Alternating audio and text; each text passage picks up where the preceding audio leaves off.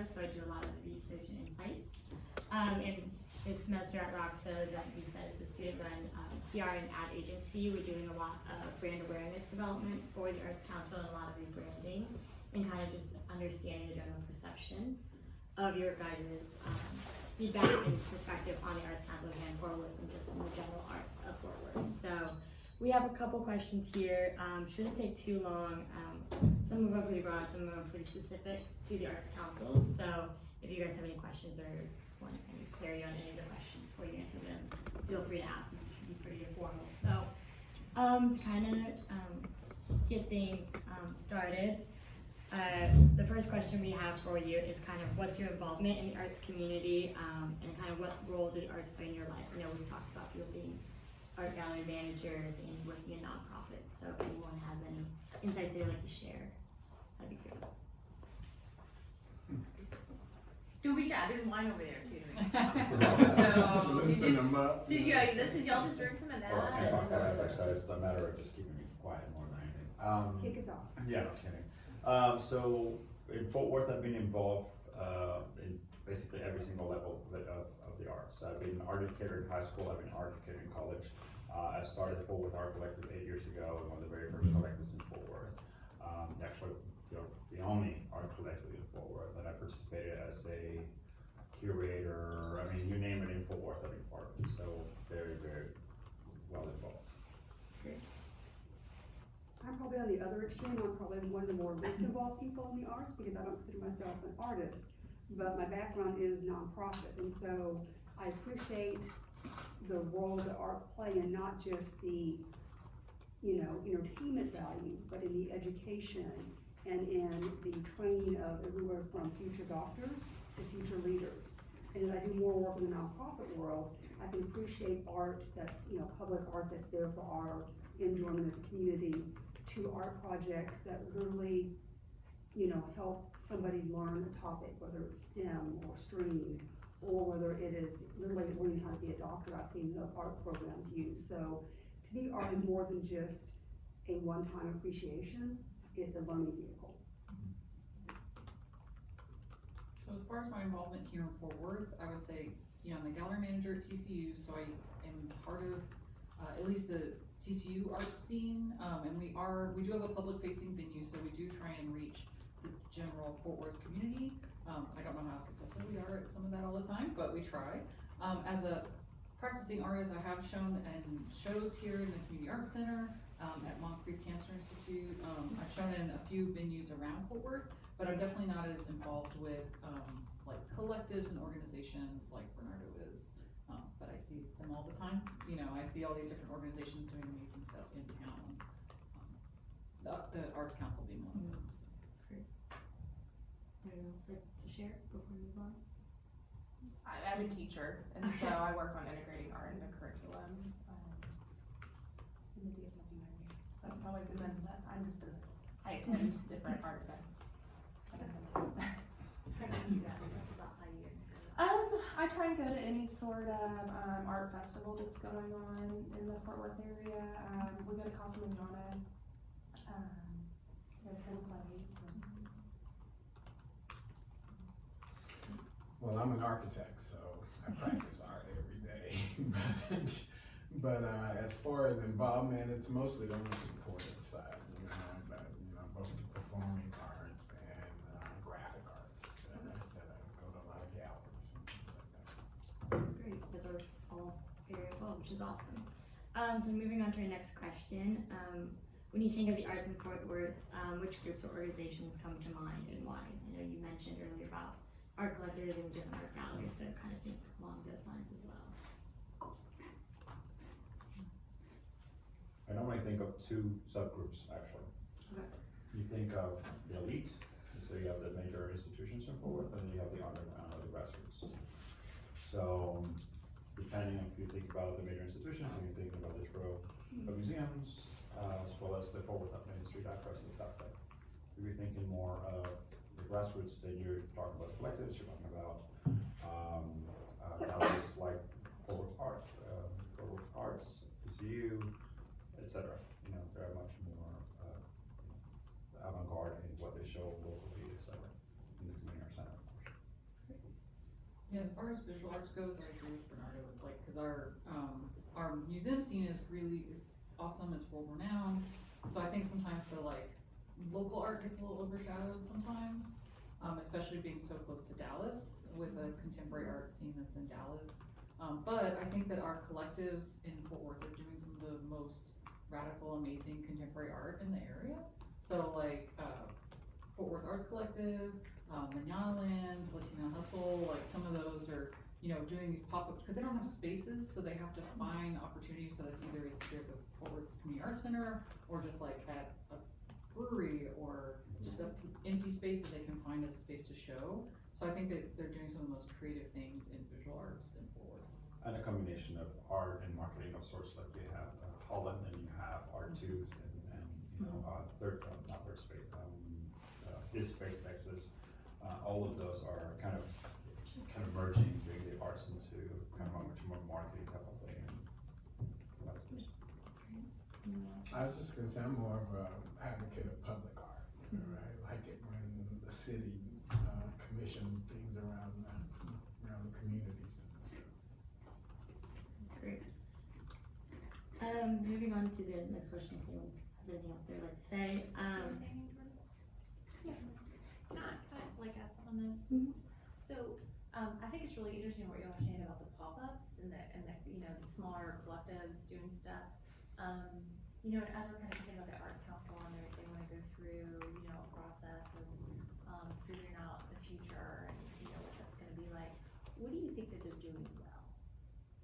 The collectives, the pop-ups, what are they doing that is making it stand out in y'all's minds? I think it's the type of artists they're showing and the themes that they're showing around. So it's very reactive and productive in contemporary conversations. So things in visual arts, things in politics, things in world topics. And I think as an institution like a museum, it's just slower to enact change like that, because their exhibitions are scheduled 2, 3, 4 years in advance. So by the time a show rolls around, like if they're like, we wanna have a show that's about X, Y, and Z, that's a current topic, it'll be 2025 before that show happens. So I think the small nature of those collectives like really helps them be more nimble around, you know, if something happens in the world, they can make a reactive show in the next 6 months, you know, and so it's easier for them to kind of react to those things, but at the same time, you know, I think our gallery scene here is a little strange. Like, cause there's, you know, we have only like a handful of really strong galleries outside of like big museums or institutions. And so I feel like, you know, I feel like they have a hard time competing with what's going on in Dallas. And so, you know, they're always trying to sell to local investors, local collectors. And so I think like if you're trying to be really cutting edge and reactive and contemporary with the art, you know, there's a fine balance that I think is harder to do here in Fort Worth if you have, you know, a museum or a gallery where a collective can pop up and do those things. And the gallery scene, unfortunately, they have bills to pay. They have Oh, yeah, of overhead, course, yeah. so they have to choose artwork that is eye candy in some ways. Revenue generating. Exactly. So you cannot have, you know, artworks that are completely off, you know, or you know, that kind of stuff. So yeah, definitely, for sure. I also think that the museums could start creating spaces to where those things could happen. So like one gallery where those kind of immediate shows can happen when people, or maybe local artists that are looking at contemporary issues are happening, allowing, you know, that kind of things to happen in museums. But I think one of the other things that the collectives do very well is communicating with other stratospheres of the social economic level. So we're trying always to communicate downwards, or not downwards, that's the wrong word, sorry, sideways, exactly. So we're looking for like connections with the Latin African community, Latin Asian community, or if we're talking about all kinds of other sections of society that are normally not targeted directly by the bigger institutions or even the galleries. So that's where you get Latino Hustle coming up, and you get all these other kind of groups. And I think, I was gonna say just the Focus Gallery that's at the Modern, I think is kind of trying to do that, and those shows run a little shorter, and they tend to be like more mid-career artists, so you don't have necessarily the biggest, you know, museums you're known like, oh, this is like a super Kind of established trying is the person. right word of saying. Yeah, I think it's kind of trying, I think, you know, they could, you know, a more like reactive, local emerging artist space could be really interesting. Like the Magnate in San Antonio. Mhm. Magnate in San Antonio is one of those that is very, very much at a level with the modern here in Fort Worth, that they really show work that is like in the middle of the times. You know, they have a whole gallery that's exclusively for that, and it's amazing. But Well, I was going back to your question, and you may get to this later, about kind of the perception of the Arts Council. And I guess 'cause my background is more about nonprofit and fundraising, I feel like they're a good resource for nonprofit art groups. But part of the time I feel like they're trying to do a lot of things for a lot of people. And, I mean, they did a series of workshops that were funded by a grant. And they were interesting topics, but if they're looking at branding or rebranding, again, my thought was how to do workshops, because they were like, how to do QuickBooks, or how to do something with nonprofit accounting. So I guess my question is, how does that fit into their bigger picture of what they do for the art community? So that was just one thing that kind of stood out, was if they plan to do those again. it's a great thing. And I feel like I don't really understand all of what the Arts Council has, you know, what it does. Exactly. Like, the thing I'm most familiar with what it works on is the public art in Fort Worth, because I've been on a committee before, I have a public art project I'm working on, and I know the Arts Council is very involved in that whole entire process. But besides the public arts side of it, I'm not sure, like, I didn't know they even did these workshops, you know, so it's things where I'm like, I think part of it's maybe the information, getting it out there to people that could use it. Yeah. And then, you know, I have this problem with our galleries at TCU, is there's a lot of things that are awesome that we're trying to do, but sometimes with your limited manpower, limited money, it's like, is it functioning the way it needs to function? And maybe that time and energy and money needs to go towards something else if it's not doing what it's supposed to do. Like, I don't know if that's. No, and that's kind of my perception, is that I get the public art work they do, I get the funding and the grants they do for small and mid-sized arts organizations, but beyond that, the little fuzzy, so. Yeah, when you think about the arts councils around the country, you know, they're much more clear in what they do. You know, it's here in Fort Worth, we don't know if they are helping the big institutions, or they're kind of in charge. Some Yeah. people think that they're in charge of the big institutions, which I know they're not. Sure. But it's kind of the perception. And it was my perception for a long time, that's why I can say that.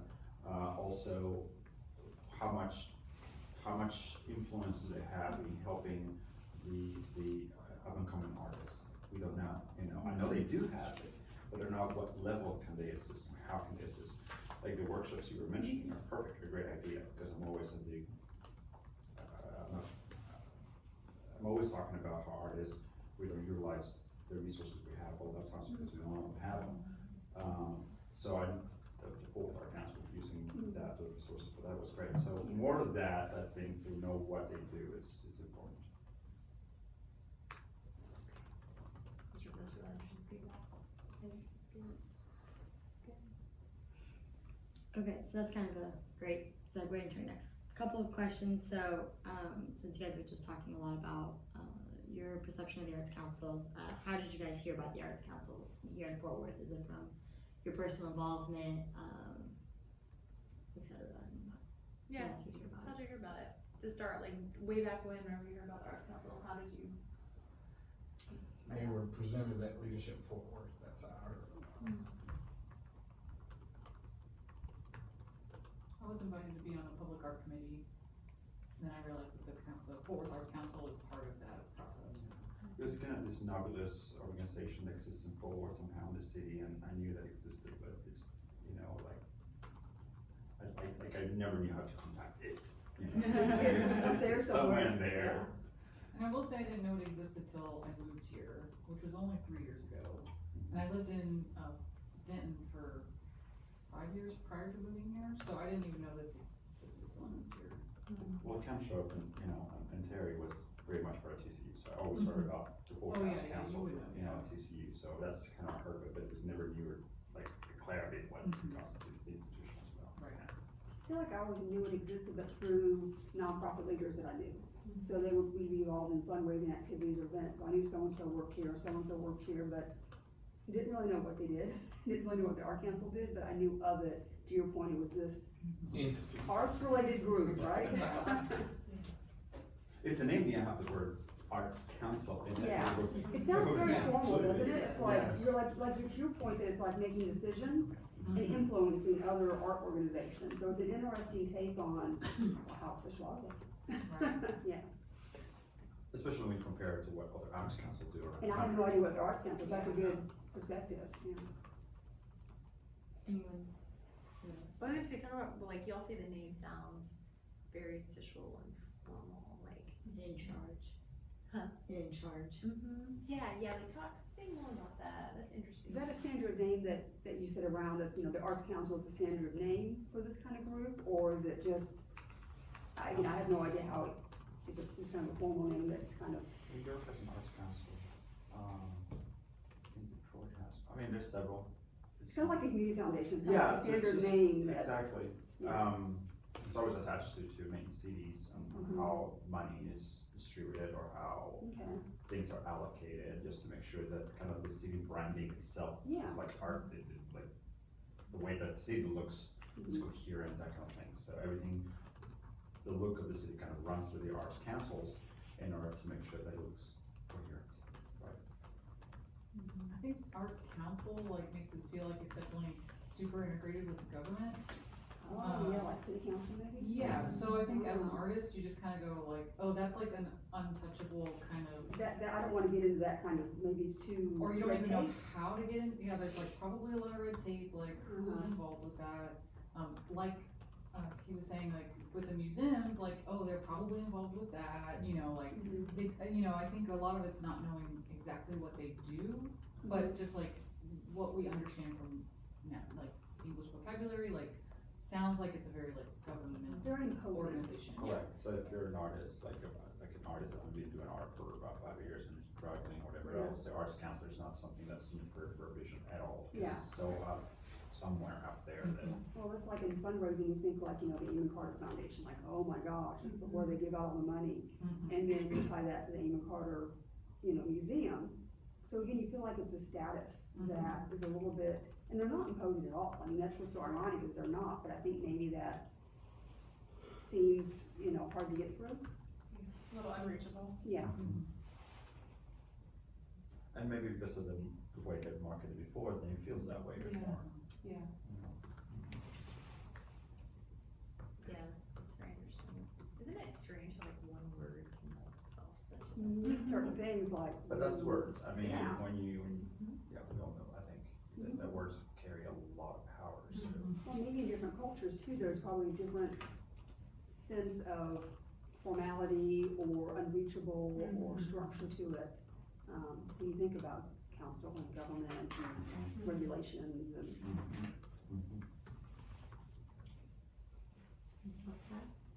Because the next question was more about like how you heard about the Arts Council of Fort Worth and kind of types of events or services or images you guys think of when you think of them, or even if you've attended events that you know have been put on by them, or just kind of more general about. That's a good arts. question, do we know that's been put on them by them? Because I think that is part of the perception of, because they are such a advocate for so many different kinds of groups, and they're kind of a sponsor for a lot. I know I've been to like the workshop, again, I knew and know several of the nonprofit leaders that work here, and so we talk at Rotary, or we talk at fundraising events, and I get to know what they do, and then I've been involved in some projects with the Arts Council, so for me, it was my natural desire to learn more that led me down that path. But, otherwise, I wouldn't really know what the heck they do, and I still know a little bit. Well, and I guess my perspective, I think more of them funding small theater projects. I think just because I live off of South Main, and so like, Amphibian Theater's there, and Circle Theater downtown, so that's kind of just my personal perception of where I know that the Arts Council has helped, fund those theaters. No, I was just gonna say, I saw them as advocacy. Yeah. But kind of more advocacy. Kind of moving on to a more fun topic. What's like your guys' like favorite things to do on Friday night? How do you like to spend like your free time? On the couch watching TV. Depends. When it's good weather, I love going on a bike ride. Like I said, I live on South Main Street, so I'll take B-Cycle, especially now that they have the electric bikes. And my husband and I I'll zip around, and like, we love it that there's like Arts Goggle in our area, Mhm. there's a bunch of different fun things that we can do. It's not necessarily Friday night, but we'll go like bicycle downtown, go have a date night. I like being outside. I think Fort Worth is a very, outdoor city compared to maybe Dallas. There's, to me, more to do here, so, yeah, even though there's technically less, feels like more. I mean, I'm very outgoing, so I like to be out and about, so there's lots and lots to do in Fort Worth. Comparatively speaking, with 15, 20 years ago, it's completely different, so. I think the city's more approachable, Oh, completely, yeah. and I think that there are more opportunities to be out in your own neighborhood. Usually by Friday I'm tired, but most nights, if I'm gonna go out, it's gonna be something that I know somebody that's connected to that event or that, happening, that occasion. So kind of going off of that a little bit, I know you guys talked about the Arts Goggle or different theaters downtown, but are there any other, community art events you guys enjoy attending? Kind of why or why not? And kind of what makes you want to attend those? Is it just fun? Is it because you know artists there, because you guys are all involved in the arts community or anything like that? I usually go to stuff because I know, either an artist who's in the show, or I've heard about them because, someone else, one of my other art friends was like, this is a good show, you should go see the show. I don't do a lot of like performance, like music or plays or, not that they're not great, I just don't know, Yeah. and that's not my wheelhouse, Yeah. but going to like art shows, it's a lot of it, especially as a professional artist, it's a lot of networking, so if you don't go to the show, then Yeah. nobody knows who you are. But, usually it's like you see someone with good stuff and then you get to hang out with your friends, so. Networking. Yeah, it's part of our job. Yeah. It's part of the job description of an artist. You have to be out there, you have to be talking to people. And a lot of those things that happen in the city as an artist are just requirements of us to do. I wish that the labels of those shows, of the public things would be better. So that people understood the difference between craft and art, so that when somebody approaches a piece that's $20,000 and they understand why it's $20,000, because the way we label art versus craft, then we would understand. But when you have, things that are being made with a much more kind of money-oriented mind versus an artistic mind, you put them side by side, and one costs $5, another $300, even though it looks similar, then the artist becomes less, the work doesn't have the same weight. So that's one of the biggest things that I always have with both Art Street Festival as well as Arts Goggle, is that it's a lot of that kind of blurred. So I go there because I have to be part of the community, but for a long time I wouldn't go because of that. So it's one of the things to keep in mind. So like, what would get you, and so maybe kind of going back to, the Friday night question and why we're asking this, like, y'all like artists to some degree.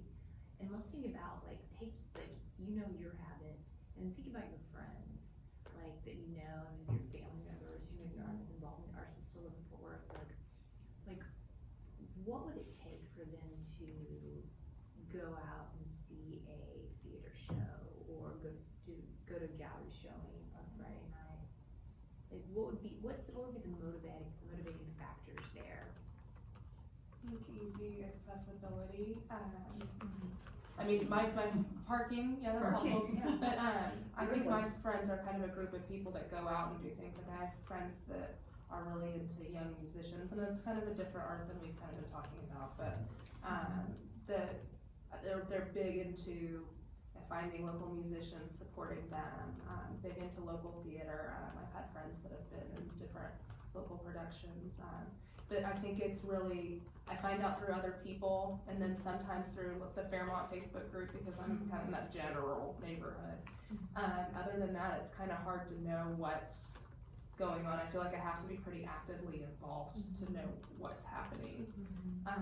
So maybe some better marketing around different events would be helpful, because I'm sure there's stuff that I'm missing just because I haven't gone out and But to follow sought it out. what you're saying is, to me, it's a personal connection, like somebody invites me.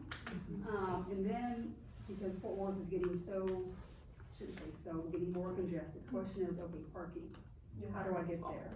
And, you know, again, is that part of, you know, the fee, or are we gonna ride there, or get a ride there? So I think having information about logistics sounds basic, but it really kind of helps you plan your day or plan your evening. You go, oh, we can park there, great. And then you make it easy and communicate those details. You don't just assume that people know that you can park in this garage, but not this garage, or how that works. But to me, it's a personal invitation that I can look at and say, okay, yes, we're gonna go, and it's a group of friends, and we all enjoy this similar type of activity. I guess, you know, I moved here from Columbus, Ohio, and, you know, they had Shorten Art District, which was like the arts, you know, galleries, and, you know, they had this thing called Gallery Hop that was like every Friday, and it was like the thing to do, you know, so I was really shocked when I got here and there wasn't a similar type event or something that you did on a Friday night in this area, and, you know, it was just, you know, it's just a different environment. So, And I think there's, I was just gonna say, I'm from Lubbock, Texas, and we had First Friday Arts Festival, which was an art walk of all local artists, I mean, every first Friday of every month. correct, and one of the things just mentioned about it, so for example, one of the most successful things here in Fort Worth is Spring Gallery Night and Fall Gallery Night. The whole city knows about those things, everybody expects that to happen, you know? And just, you know, the collectives are trying to kind of jumpstart something like that, so you have Third Friday, going on by Jenny, not Jenny, yeah, by kind of, art room. by Art Room, Is it exactly. Fridays? Thursday? I think so. Anyways, so that's one of the things. Another thing that is starting to happen is there's a Facebook page, it's called Forwards Art Scene. We're trying to kind of coalesce all of the collectives to start putting everything in there so that people can go to one single location to find everything that's going on. So I think the Forwards Art Council needs to kind of keep an eye on what the collective is doing, because we're way ahead in some of these things. You know, when it comes down to connecting with certain levels of Fort Worth, or certain cities, areas of Fort Worth. I mean. That's another thing that I think is important for the council in Fort Worth, is how to communicate with areas in Fort Worth that we're not talking to.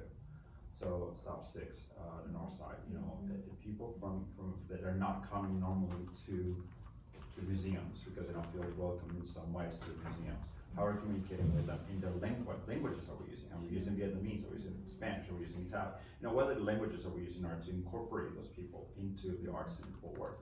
There's plenty of people in Fort Worth that have never been to a museum or gallery. Because of that, they don't feel included. So I think that we can add more of the atmosphere of what's going on in Fort Worth by welcoming those people who are normally not being part of it. Well, and I'll add on to some of the stuff that's been said, like, I'm from Austin, so a lot of the stuff was like first Thursdays or third Thursdays, and I used to do that all the time when I was in college, cause you just knew it was happening, and it's like a lot of the businesses around the areas were participating, there'd be pop-up booths Right. of just like, you know, crafts vendors and stuff, and so it was really just like, oh yeah, I don't have anything to do right now, like, let's go do that, or you get off work and you're just like, yeah, let's like go have dinner and we'll go check out some stuff, and, but I think that also, you know, as far as speaking on the gallery nights, the fall gallery night and the spring gallery night that are part of WADA, we're part of WADA as the TCU Art Galleries, and it is so hard to try and get those things planned, partially because we are so scattered. So we have the unique problem that most of them are kind of in one space, except we're, you know, on the other side of 30, and we're by ourselves, so we're always like, we have to be on the map because people don't know we exist. And so having like your local businesses involved is also really important to make something like that regular weekly or once a month kind of thing happen. And I think as a gallery, and then especially as TCU, like we have a lot of restrictions on how we're allowed to reach out because of, you know, TCU's brand and advancement and all these other layers that are above my pay grade. But, you know, so it's things that we would love, you know, if there was a, you know, third Thursday on Berry Street near TCU, like we would definitely open our doors and participate in something like that. But, you know, I think that it's hard, like we're the only arts organization kind of in that area. So it's hard for us to, and then we're also on like college campus, which again, parking, where do you do things? What do you charge? Yeah, and everything we do is free, open to the public. We give away publications, we give away like merch because we can't really sell it because of other logistical stuff.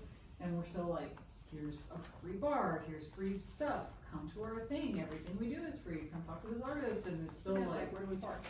well, it's just like, it's, and again, like, I kinda hate to keep saying it, but we are competing, at least in the visual arts, with Dallas. And we have this logistical problem all the time when we're scheduling things where we're like, well, we can't do something this night because it's a big opening in Dallas. Like, everyone's gonna just drive to Dallas to go to stuff, they're not gonna do things here, because, you know they have to go to Dallas for the networking, because that's where a lot of the commercial gallerists are, that's where your art friends are. I know that's a problem that we constantly have with Quado Fall Gallery Night, is Dallas's Dada Gallery Night is like 90% of the time on the exact same night. So we end up with really low numbers because people are driving to Dallas or they're staying in Dallas. So we kind of have problems with stuff like that. TCU football really interferes with our schedule. I have a separate calendar that's just football, so when we have home games, we do not plan anything around the home games because no one will come. So there's little things like that that, you know, I don't think it's, we have not solved all those issues, but I think that, you know, having something like the Arts Council that has some sort of authority could help, like, with some of those relationships with setting up like a monthly thing. Correct. You know, like, that's something I can't really facilitate because of TCU and our institution and trying to make sure we follow branding. But you could be a part of it. Yeah, if they were like, we're starting up this thing, we'd be like, oh, yeah, we'll just stay late and open the doors. And it was Like, why not? so much easier for all of us who put these shows together. It says, okay, well, we know that it's first Friday, whatever it is, and then we all put our openings on that night. We don't have to worry about scheduling around everybody else's opening because we know that everybody will be out the same night, and it's being kind of, there's an echo chamber in Fort Worth with everybody kind of talking about it, and that hopefully by repetition, you know, you will get more people than you normally would because they know that's Yeah, if it's consistent, I mean, that's, in social psychology, they always talk about, like, if you're trying to establish a group of friends that are gonna meet all the time without causing stress to yourself, you have a scheduled time. So if there was a scheduled time, that would be helpful, and if there was like a good marketing campaign around that, I think a lot more people would be involved. Like, I would probably be more involved in gallery art if I was more aware. Like, I wasn't aware that TCU has these open bars with free merch that I can come to. Oh, yeah, totally. So like, I will come, let me know the days, I will be there. Alcohol, like, When I'm gonna come with calendar. Yeah. But to that point, does Arts Council have any kind of calendar? They might, and I just didn't, do they have a community calendar that lists things like TCU and things like, you know, these different pop-ups or different, I mean, kind of be that, if I'm thinking about art, I'm like, oh, what's the art scene look like? Oh, here's a community calendar that they help like a promote. one-stop shop for Yeah. Yeah. for everything that's happening. Cause I already submit our events to like Glass Tire, Art and Seek, Culture Map, Fort Worth, I do our own website calendar, but, you know, I feel like some of them, it's like, some people go to like one, Yeah. but like, not smaller everything. Yeah, like, Glass Tire is really like visual arts. Yeah, You know, and so- Fort Worth Weekly is the other place where we normally look at for that kind of things. But at the same time, it's not as, like Art and Seek is probably, to me, one of the best calendars we have, just DFW general. But it would be beautiful if we can have one, and that's kind of the conversation we're having with collectives. You know, we're like, okay, we need to make sure that we're kind of somehow creating this. Visit Fort Worth is also being part of the conversation. But if the Arts Council also somehow gets involved in creating, helping create that cohesion, it would be great. I know you guys were talking a lot about, Facebook groups and personal connections of why you attended, your different art events near you. Is there any other big things of why you guys attend art events, or are those kind of the two main ways you guys understand, you know, what's going on? Then you guys work with content calendar and things like that as well.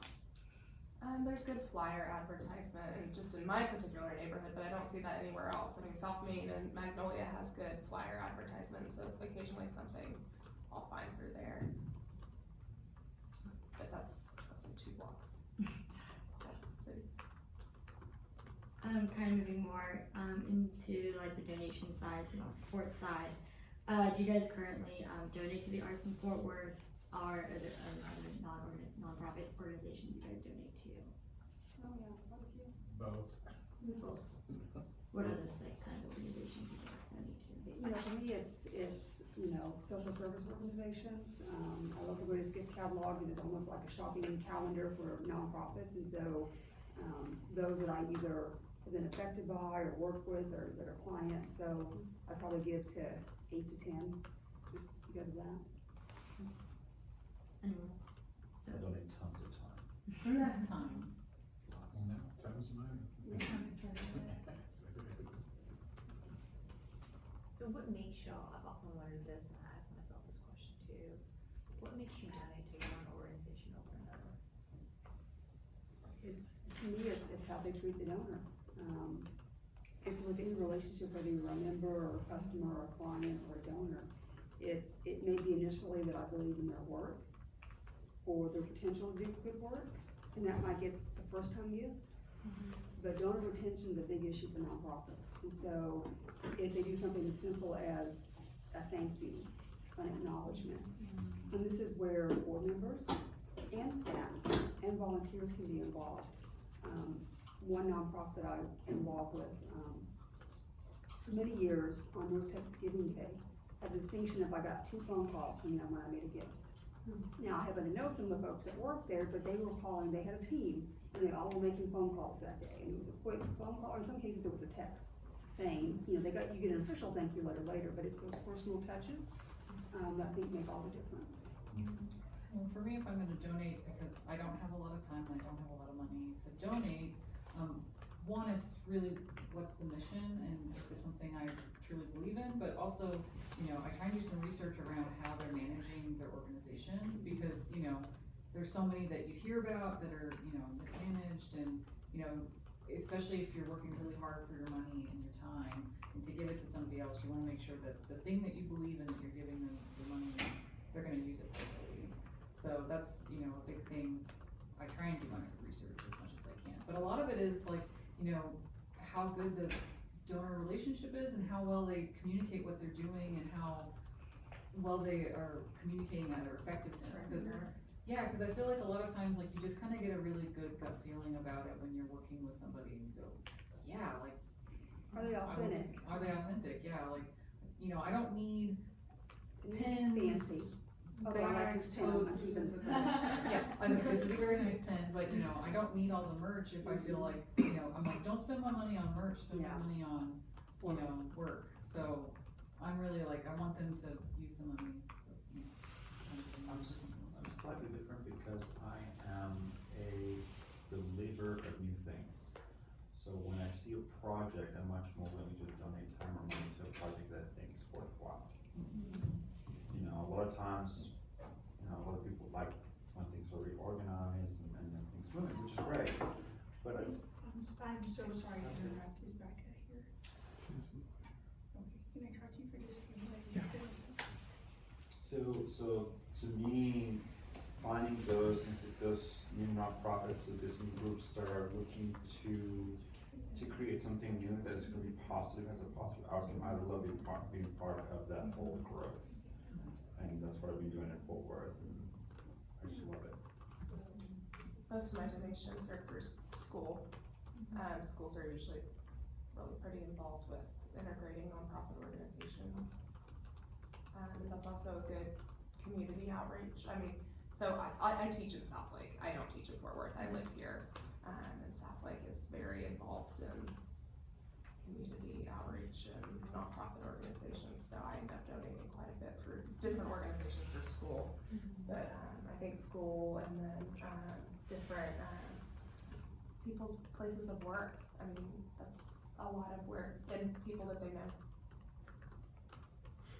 How people can find different organizations. Might be based on relationships, not a transaction. Yeah.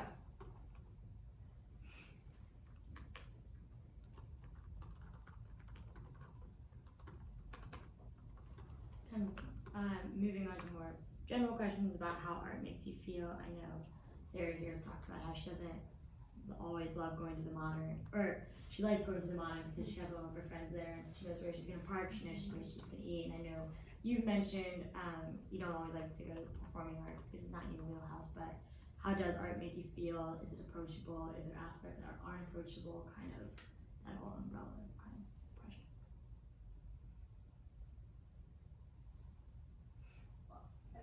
I think visual art is a little bit less approachable for a lot of people than more of a performing art or a musical art, because there's less of a kind of like a fourth wall, because you're kind of put there in a situation where you might be interacting with the artist or the artist friends, especially if you're going to something smaller like what y'all are talking about, where y'all are going around networking all the time. I think people are aware of that as well, but it's just a little bit, more involved. I think contemporary art is also weird and people don't get it. Yeah. I make contemporary art, I run a gallery that shows contemporary art, and we try and have, we want our general student population and the Fort Worth community to come to that, but I know I'm like, let's look at this ball of arrows and foam, and let's talk about it in a way that makes sense to you. Yeah. And my in-laws are very like, if it doesn't look like something, they don't get it, like if it's like, if the painting of bluebonnets, they're like, yay, and if it's a red line and a white canvas, they're like, They don't get the story. My they don't point get it, which is fine, and that's one thing that we do at the gallery is we wanna, if you come in and you're like, I don't understand, like, yes, we wanna talk to you about what's Yeah. going on, help you, you know, muddle your way through this crazy art. Yeah. And we show some really crazy stuff, and I understand there's a barrier. Yeah. I've taught art appreciation, which is, an art class for non-art majors, Yeah. and it's always like, I get it, like, you don't have to like everything, everyone's opinion on art is valid. But I think the arts are very, it is hard for visual arts, for people who aren't in it to kind of understand the etiquette or what's going on. Which is the point I was making about the Forest Art Street Festival and Arts Garden. Yeah. Making the distinction between art and craft, because most people expect craft when they think about art, Yeah. or vice versa. But you know what I mean? Yeah. You know, it's things that are made to look aesthetically pleasing with the final outcome to purchase be placed on top of the couch. Unfortunately, even if it's a painting, sculpture, whatever it is, it's still craft in so many different levels. Art takes a whole different kind of level in regards to body of work, in regards to skill level, in regards to contemporary approaches to history and content, you know, all these other things that are hard to convey to the public quickly. But if we were to do that whole of this area's art, and you can see the connections of that versus craft, and the connection between that and the different price levels and levels of mental understanding for both, then when they would be much more willing to go to a contemporary place to see that kind of art. You know what I mean? That kind of approachability opens more, and you got thousands and thousands of people coming to those events, to Arts Garden and the Forest Main Street Festival.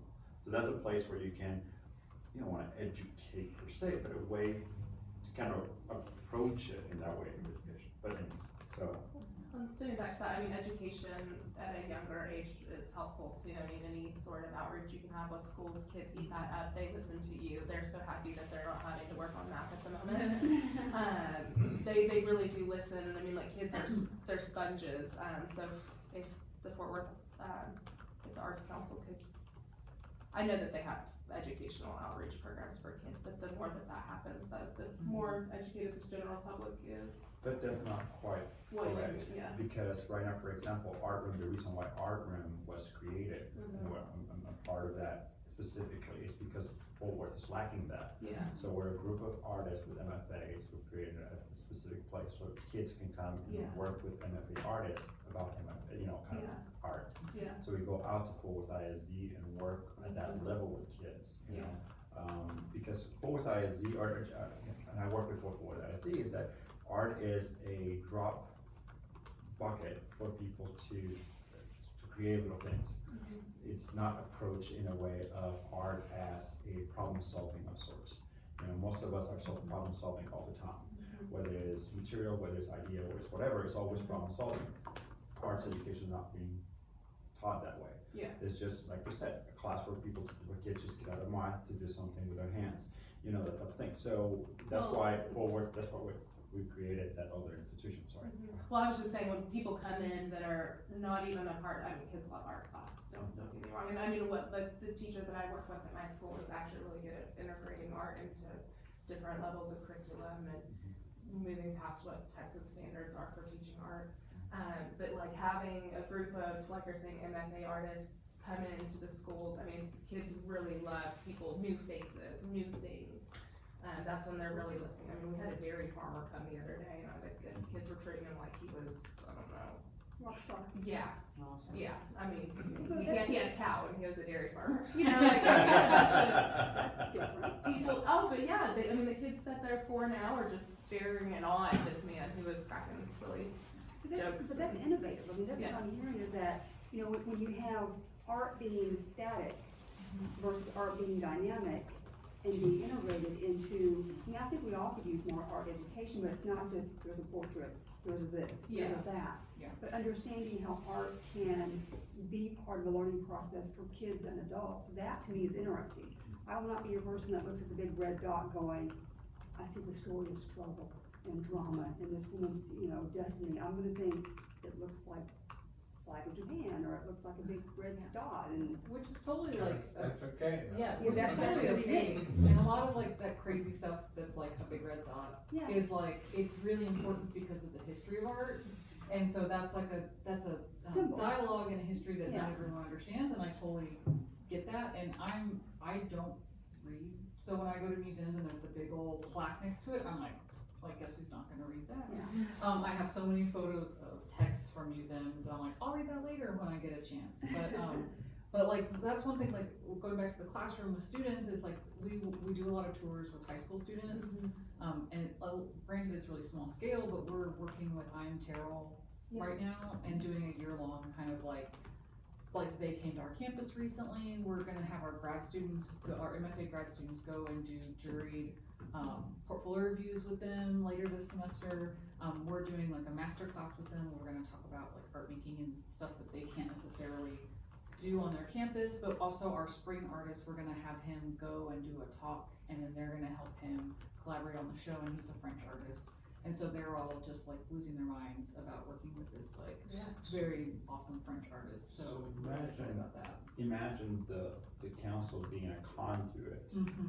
to where now, you know, we're sending an email from the council, from you saying, hey, this is what TCU is working on, and we know that art room is working on this. Hey, what do you guys, you know, what part here, something that's coherent, it's kind of the same, coordinate those two things. Yeah. Same thing with like, you know, all the Fort Worth kids doing shows during the end of the year. There is 40, you know, and kids are making all kinds of, pardon the French, but crappy art just so that they can fulfill spaces all over the city. You know, so they're not focusing on quality, but rather kind of quantity. So you have shows here, you got shows there. So what if there was much more of a coherent idea of what's going on in Fort Worth, so that when you have this shows or this kind of portrayals of Fort Worth ISD work, that it's coherent. And the same thing with the rest of everything's going on in Fort Worth. I think it could be more interdisciplinary if there was some sort of help with coordination. We're working on a project that's dealing with opera in the fall, and so we're working with Cowtown Coliseum on a project about Caruso's last performance. So we've invited an artist to kind of make a reactive piece to that, and so we need some performers, and so we're right now just sourcing from our student base at TCU, but it don't have to be TCU people. If someone wants to wear a costume and do some weird performance, like, I'm definitely excited about it, but it's like, we're trying to find ways to kind of bring in these other interdisciplinary, because that's a way to bring people in who maybe don't come to visual arts, but maybe, you know, you're into opera, or you're into music or performance, or our show right now is about rural Texas, so maybe you like cars and fishing, and we have stuffed cows. Like, there's so many opportunities to kind of link up, and it's just, I mean, it's just so hard when you work with such a small team. And I think in the arts in Fort Worth, you see all this stuff kind of happening after the fact.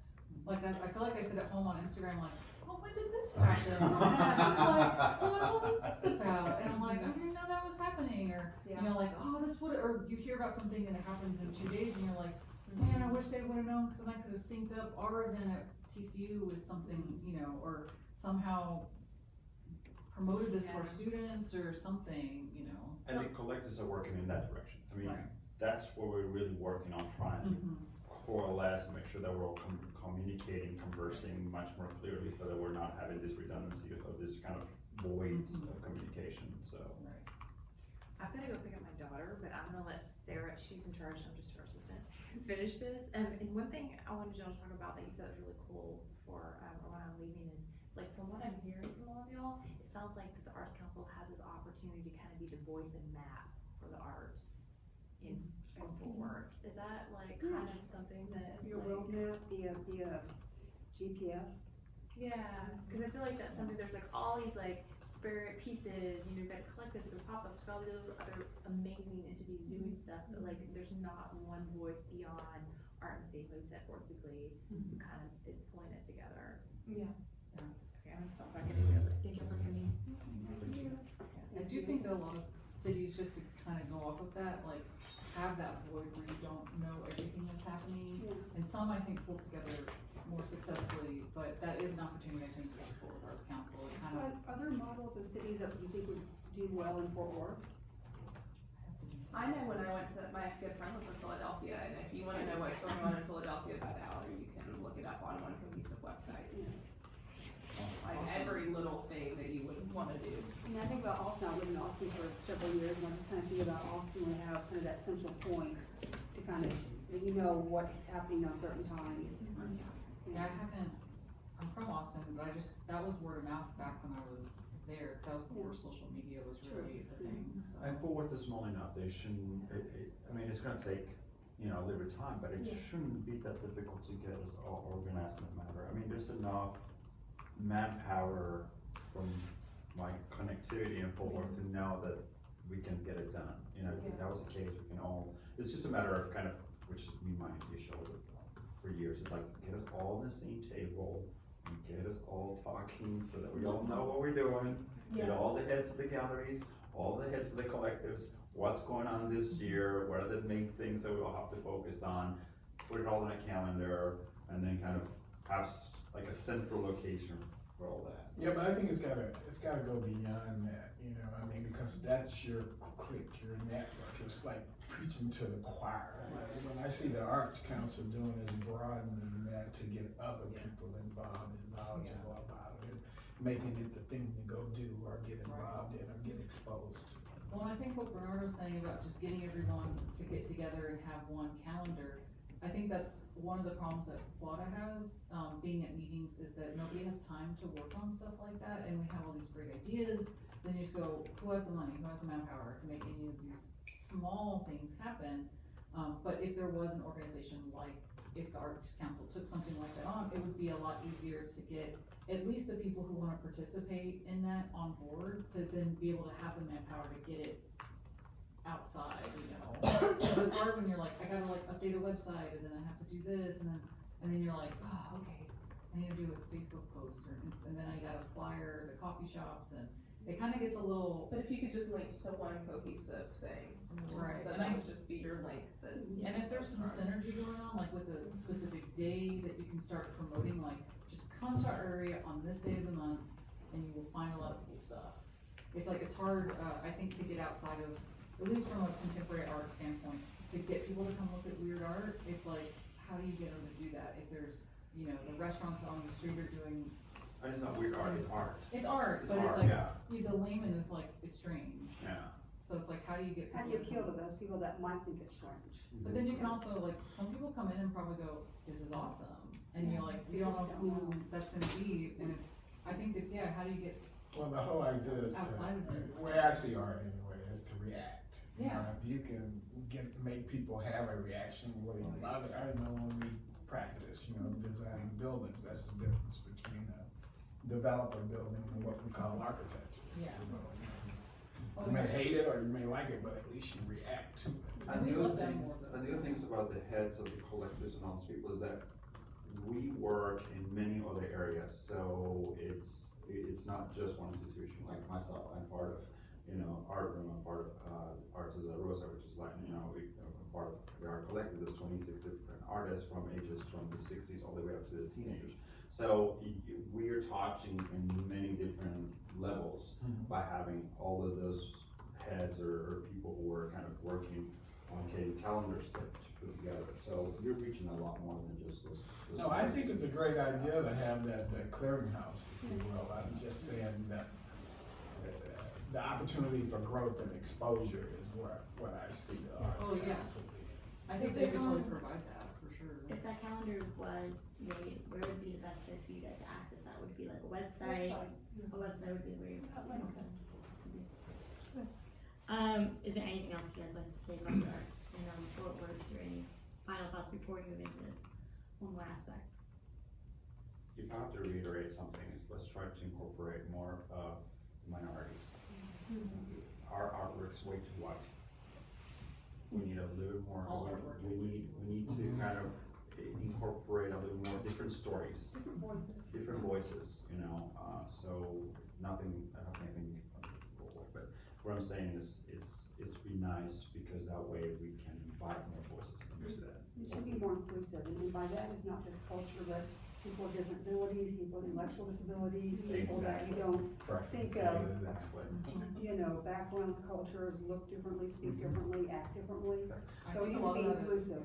I think a lot of that is access to what's actually happening currently, because then you bring in the next generation of people who are gonna produce the art as well. Yeah, so for example, going into Refugee Service of Texas and asking them, you know, do we need help? And you'll be probably likely to come and help out and to be hired for that. And you'll have a whole plethora of different societies and different communities in there they can touch on. I don't know, it's just, I've always, as a minority, I just always feel that kind of this, you know, gap that needs to be filled in Fort Worth. And we can do it in Fort Worth because it's still fairly small and we're very much of a town, so it can be done.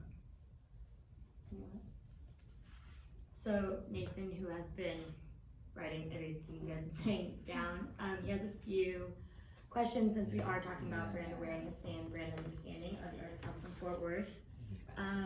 We have a couple questions just kind of about logos and designs and like fields and stuff. So he's going to kind of take over this part of it, and that'll be the last thing.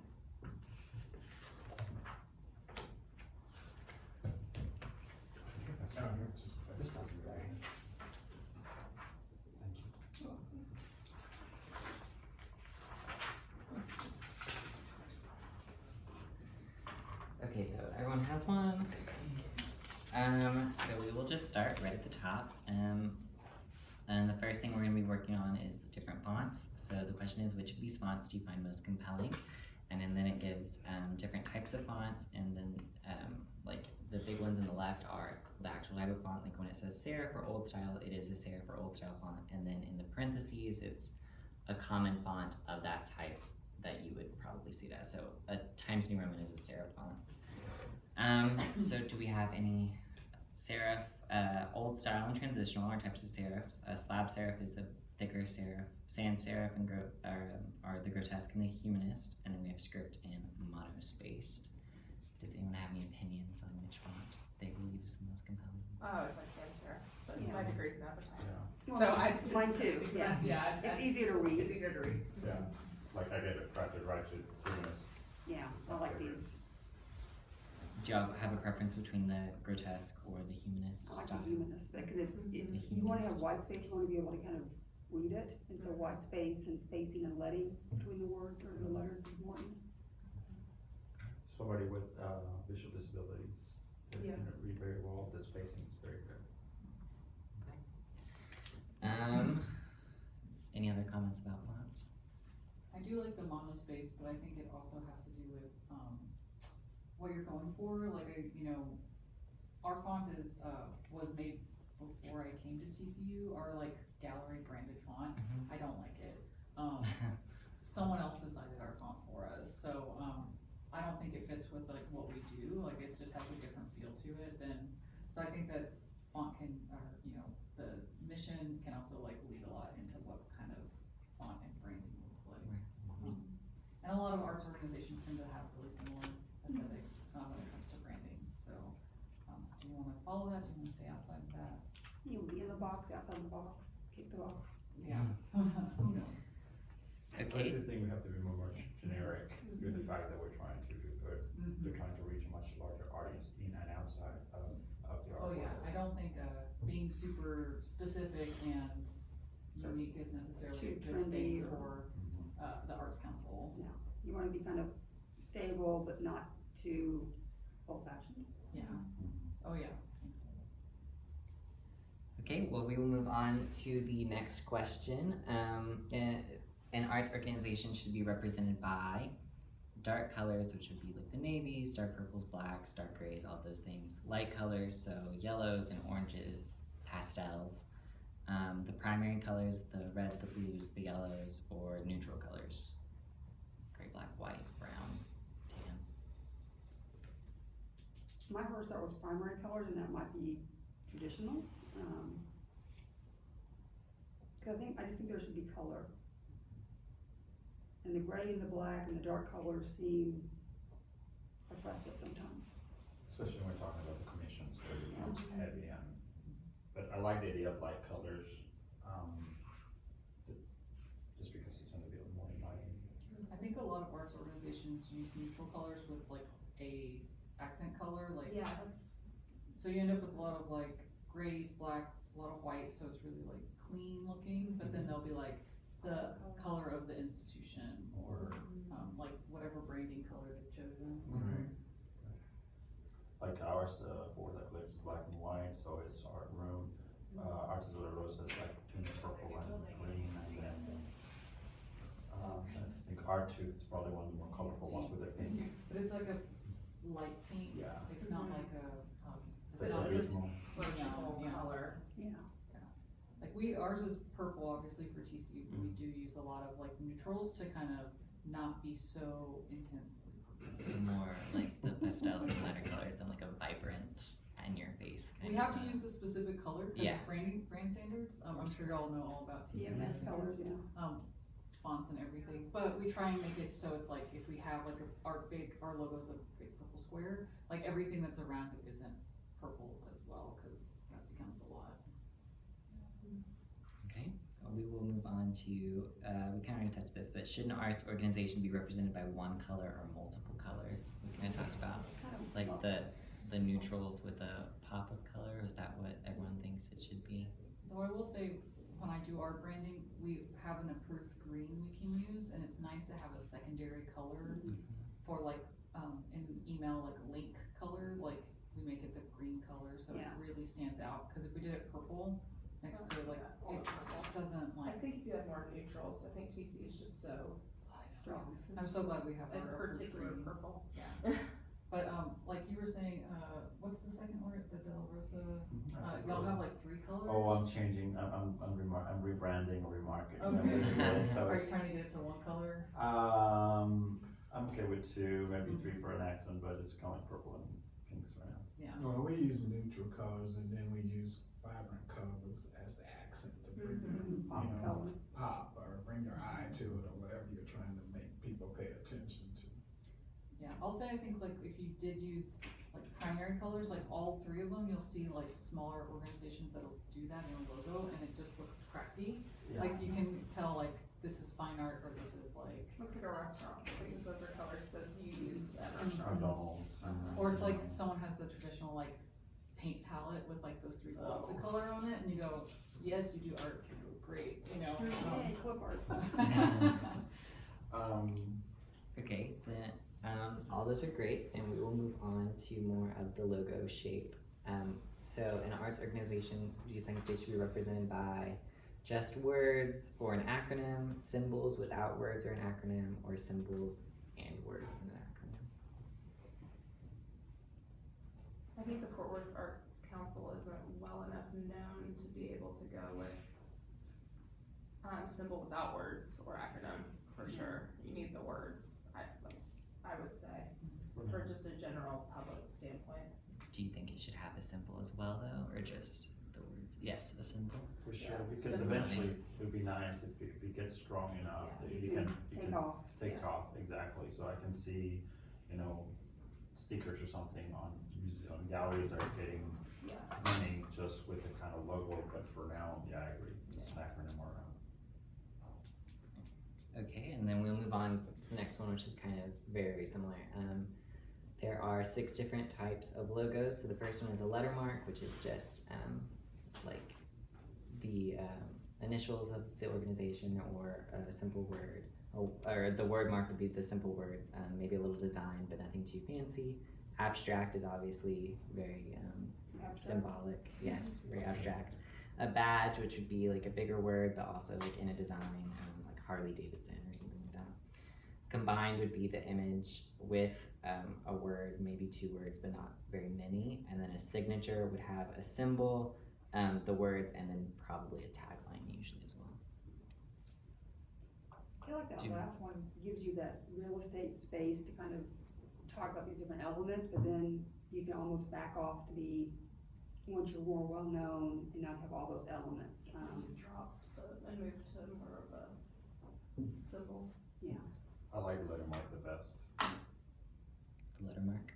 Yeah, I was between the badge, cause I like the curve of it, and then the signature one seems very traditional to me, but it answers some of these questions about what Arts Council is, although I can't read all of it, but, I feel like the Arts Council right now probably has a signature, I feel like this is like what exists already, based on the newsletter I get that I scan, I guess I was leaning more toward combined, because Combined. then you could lose the words and just, and then the graphic would at some point mean something. When you send it out, people would know what it was. Yeah, I think I agree with you. I think just moving to a symbol is super difficult. I'm trying to think of anything that's besides like the Instagram, Facebook, Twitter Nike. symbols, like Nike, like what are like more regional things that I can think of that is just a symbol that I like go, oh, that's that thing. I'm having a hard time. Cowboys, the star. Yeah. Well, yeah. That's You a said pretty- logo. That's Yeah, a- logo. Yeah, but like things that are not like necessarily a national. World War II is pretty, I think, iconic at this point, the logo, the World War II Is it? logo. Yeah. Yeah. Oh, yeah, yeah. That was pretty iconic. Yeah. Our tooth is getting there to where just the tooth itself is. In the arts community. In the arts it's community, Like, I don't Yeah, know. I But would even- not outside. But Yeah. even Arts Goggle, I know what Arts Goggle's, symbol looks like, but yeah, That one I would get, Yeah. But it's also part of the name, kind of, right? Cause isn't it like gobble is in the logo?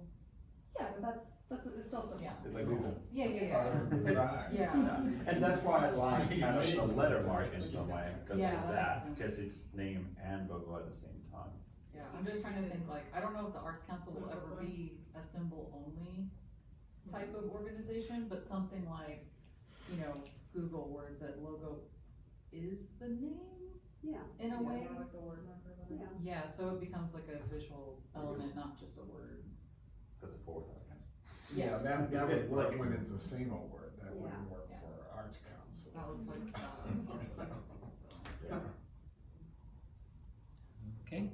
Well, do we have any final remarks on branding? Anything I gave up, I that know we should someone. know? Thank you. United?